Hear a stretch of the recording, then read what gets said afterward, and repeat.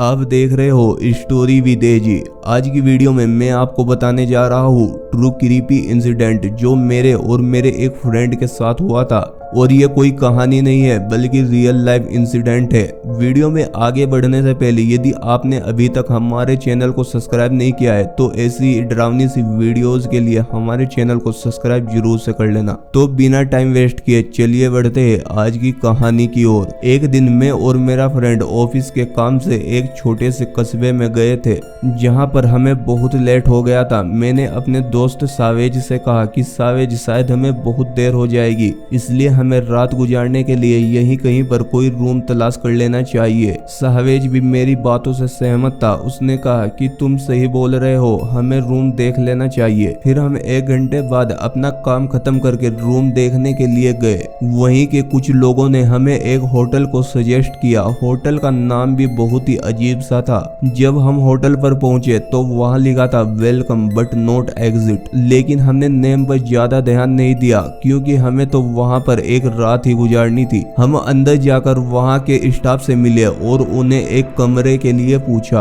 उन्होंने कहा कि जी सर मिल जाएगा, और ये बोलते उसने मुझे 206 रूम की चाबी दे दी। हमने सारी फॉर्मेलिटीज पूरी की। उसके बाद वहां पर उनका एक बंदा आया और उसने वहां खड़े स्टाफ के कान में आकर कुछ कहा। तभी वो रिसेप्शन पे खड़ा बंदा बहुत घबरा गया और उसने तुरंत मेरे हाथ से चाबी छीनी और बोला कि तुम्हें इस होटल में रूम नहीं मिलेगा। हमने उससे पूछा कि अभी तो आपने बोला था, लेकिन इतने टाइम में क्या हुआ? उसने बोला कि भाई यहाँ पर कोई रूम खाली नहीं है, जाओ यहाँ से। इतने में उनके सीनियर वहाँ पर आ गए। उन्होंने अपने सीनियर को पूरी बातें समझाई और वहाँ से चले गए। फिर उन्होंने मेरे साथ अपना इंट्रोडक्शन किया। उन्होंने अपने बारे में बताया कि मेरा नाम अमित शर्मा है। मैंने उन्हें अपना इंट्रोडक्शन दिया। फिर अमित ने मुझे बोला कि मैं समझ गया हूँ कि आपकी प्रॉब्लम क्या है, मैं आपको एक रूम देता हूँ। अमित ने यह बोलते ही रूम नंबर 132 की चाबी मुझे दे दी। हमने उनका शुक्रिया अदा किया और वहां से अपने रूम के लिए चल दिए। हम अपने रूम पर पहुंच के फ्रेश हुए और अपना डिनर फिनिश करके सोने ही जा रहे थे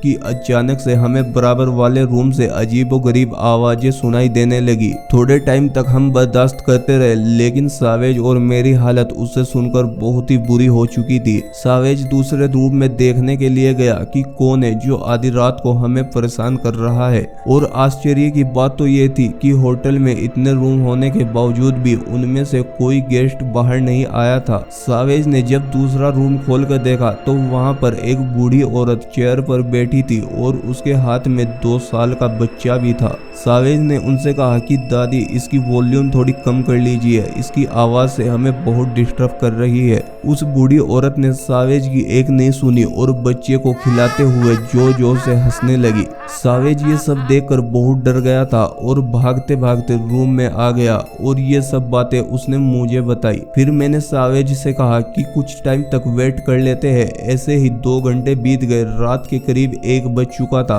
हमें नींद भी बहुत आ रही थी। फिर मैंने सावेज को बोला कि स्टाफ को कॉल करके बोलो कि वो ये सब बंद कराए। सावेज ने स्टाफ को फोन किया तो उन्होंने एक बंदे को भेजा। जैसे ही उसने हमारे दरवाजे को नॉक किया तुरंत ही आवाज आनी बंद हो गई। फिर उसने हमसे पूछा कि सर मैं कैसे आपकी हेल्प कर सकता हूँ। तो हमने उसको बोला कि भाई हमने जिस काम के लिए आपको बुलाया था वो तो तुम्हारे आते ही बंद हो गया। हमने उसको सब कुछ बताया तो स्टाफ का वो मेंबर हंसने लगा और बोला कि सर क्या बातें कर रहे हो, ये रूम तो हमने पिछले कई सालों से किसी को नहीं दिया। यहाँ पर एक बूढ़ी औरत और उसके पोते की ना जाने कैसे मौत हो गई थी, जब से ही हमने वो रूम किसी को नहीं दिया। मैं और सावेज एक दूसरे की शक्ल को देखने लगे।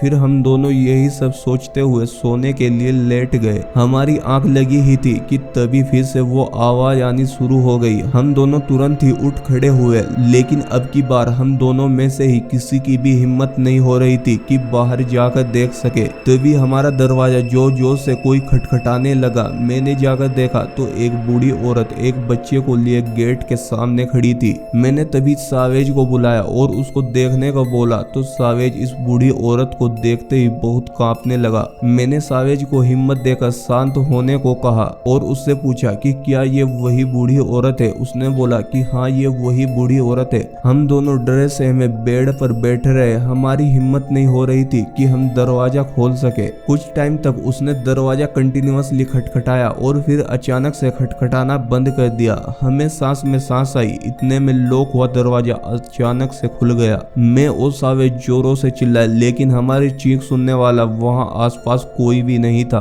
सावेज ने डरते हुए बोला कि मुझे बहुत डर लग रहा है, हमें यहाँ से जितनी जल्दी हो सके निकल जाना चाहिए। हम भागने ही वाले थे कि दरवाजा अपने आप ही लॉक हो गया। हमारे खोलने पर भी नहीं खुल रहा था। हम पूरी रात ऐसे ही अजीबोगरीब चीजों का सामना करते रहे लेकिन दरवाजा फिर भी नहीं खुला। हमने स्टाफ को भी बहुत कॉल्स की लेकिन उन्होंने भी कोई रेस्पॉन्स नहीं दिया। हम थक हार कर बैठ गए और सोचने लगे कि जो होगा देखा जाएगा। देखते देखते सुबह हो गई। तभी एक स्टाफ का मेंबर नाश्ते का सामान लेकर दरवाजा नॉक करने लगा। हमने दरवाजा खोलने की ट्राई की तो दरवाजा तुरंत ही खुल गया। हम बिना कुछ सोचे समझे ही वहां से भागने लगे और रिसेप्शन पे जाकर एग्जिट फॉर्मेलिटीज को पूरा करके वहां से भाग गए। हमें इतना भी होश नहीं था कि हम स्टाफ को कुछ बता सके और फाइनली हम वहां से निकलकर अपने अपने घर पहुंच गए। काफी दिनों तक ये सब हमारे माइंड में चलता रहा और आज भी जब हम इसके बारे में सोचते हैं तो हम बहुत डर जाते हैं। दोस्तों ये थी आज की कहानी। आई होप आपको पसंद आई हो। अगर पसंद आई हो तो वीडियो को लाइक कर देना और मुझे कमेंट में बताना कि आपको वीडियो में से कौन सा पार्ट सबसे डरावना लगा। मैं मिलता हूँ आपको अगली ऐसी किसी डरावनी सी वीडियो में। जब तक के लिए टेक केयर।